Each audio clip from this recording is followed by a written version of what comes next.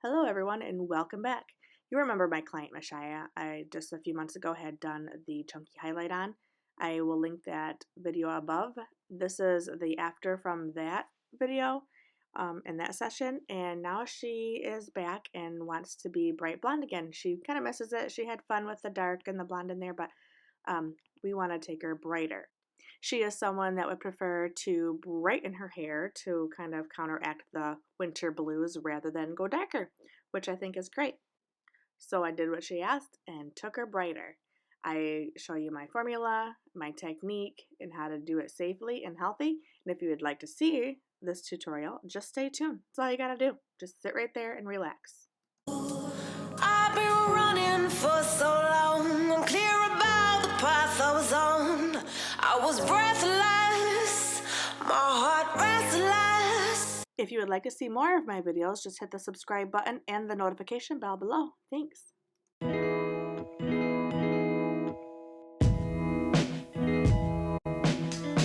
So essentially there are chunks and slices of highlights and lowlights in her hair right now that have clearly grown out a couple inches. Now to get rid of that look, what do you have to do? Do a process of highlights and lowlights again, but highlights that'll break up the chunks of lowlight and lowlights that'll break up the chunks of highlights. And since I want to keep the majority of the hair blonde, I'm only bringing down the lowlight part way. It's just going to bring up the look of the blockiness at the top, but keep the ends brighter. The weave is your choice, whether or not you still want to keep it piecey or blended in. If you want to keep it more piecey, I would definitely just do a medium weave highlight like I'm doing here, because we still want that dimension in there. And if you want it to be more blended in, do a finer weave. So really I want to make more blonde than I want to make more blonde. I want to have more blonde or end up with more blonde than I do dark. Now right here, I did that weave. I'm not trying to, when I do the weave initially, I'm not trying to weave out the dark, because this is what I do here. I do the weave and then bring down and retouch the regrowth, and then I weave out the dark that's in there, and so I don't have to overlap onto the already highlighted blonde. And the lowlights I do a little bit finer so they don't have a large impact on the look of the hair. And if you go back and see how I just weaved that part out, I did not clip out the other part of the weave. I just went ahead and weaved through the other half of the blonde weave that was left out to add the dimension of the lowlight. The blonde is going to be the main part of the show. The lowlight is finally weaved in there because the only reason why the lowlight is added is just to break up the chunkiness and the blockiness of the highlight that was there put in last time. Now I'm starting right here because we had just talked about our haircut also, of course, before we do the color. It's always important to talk about what their haircut is going to be before you do the color, and this is why. If she was keeping it longer, I would have kept highlights down there, but since she is cutting it up into a bob, of course we don't want to leave all those highlights underneath because it will look splotchy or like a calico cat, I say. So I went ahead and just did a lot of lowlights down there because I don't want it to be all dark. You might say that I should have did all dark underneath there, and most of the time I would, but because of how our haircut's going to be, which you'll see, it's not going to be a stacked bob, it's going to be a graduated bob. So it's alright to have it to be a little light underneath there. The very, very underneath is already dark, so I'm not too concerned about that. I don't know. There's a method to my madness and the way I think, but sometimes I can't spit it out of my mouth. So you'll see the end result. I'm going to put my voicing over on hold for now so you can just watch how I do the pattern. It's self-explanatory, and I will hop back on here when, well, I get to the point where I feel the need.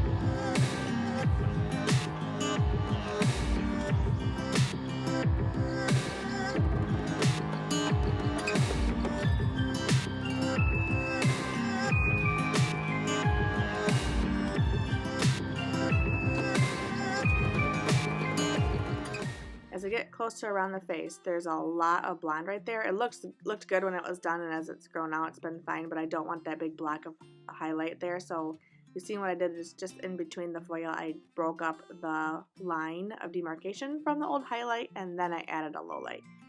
And then going through, a majority of this is going to be weaved out blonde, but right in between, I'll just go ahead and kind of blend in the line of demarcation, like I said before, of the old color to make sure that it blends well.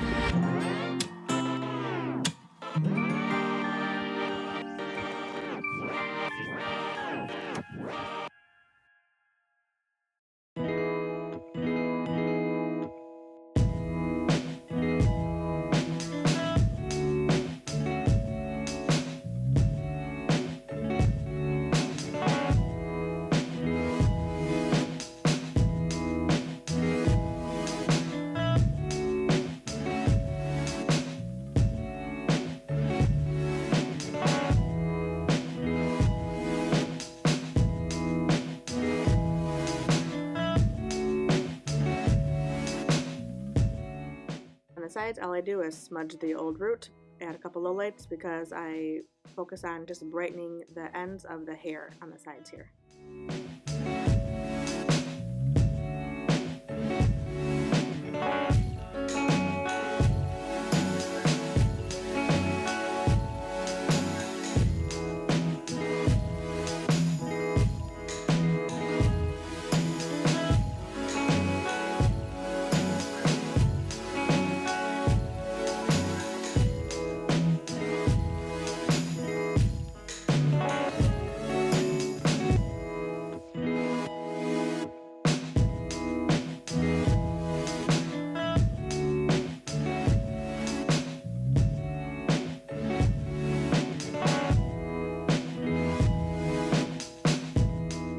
So quickly here I'm showing you what I want to lighten up. I weave out the brown that's there and highlight that. I leave the blonde out and just put all the brown hair I can find into a foil. Let it process until I feel it's ready. Then I bring her over and rinse her out. I'm not too concerned about holding the blondes out of the way for the dark to run over it. I use a lukewarm water and it works fine. I shampooed her first with the cleansing cream by REDKEN because it is color safe, for those who didn't know. So I'll help remove any buildup that is on the ends of her hair, brighten up the old blonde. I always use it on her. And it keeps the color intact that we just added, however, will help remove any impurities that is, in our way. So it'll brighten it up. For her root tap, I use her natural level, which is 07, and I did 7N and 7NA. Not equal parts. I just do, when I use the NA, it's pretty ashy and it's perfect, but I just do about a quarter of the formula of the NA. I rinsed it after about 7 minutes, and to tone the rest of her hair, all I did was using the Blonded shampoo by REDKEN, which is their blue shampoo.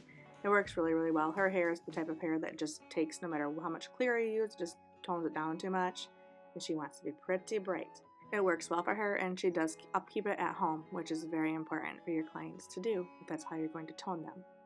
And these are the end results. I did her haircut. You've seen the first picture, the cute bob, and then we just added some flat iron curls in there just for some fun. I don't usually do a flat iron for curls, but her hair being shorter, and I thought I'd just try it, and it turned out great. She loved it. Daughter in the background, and it was so cute because she was in awe. She loved her mommy's hair.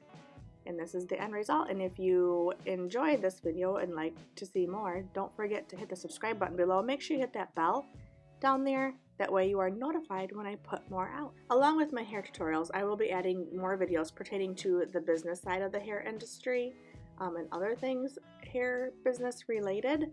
Information that I have learned and picked up over the 20 plus years of being in the business, and already have a schedule started of requests and things that I would like to do. And if there's anything that you would like me to add to that list, just go ahead and please comment below about anything that you'd like to learn or that tips that you have learned that you would like to share with your fellow stylists. But thanks for coming in today, and I hope to see you soon. Well, not really see you. I hope you see me soon. And thank you so much for supporting my channel. Bye.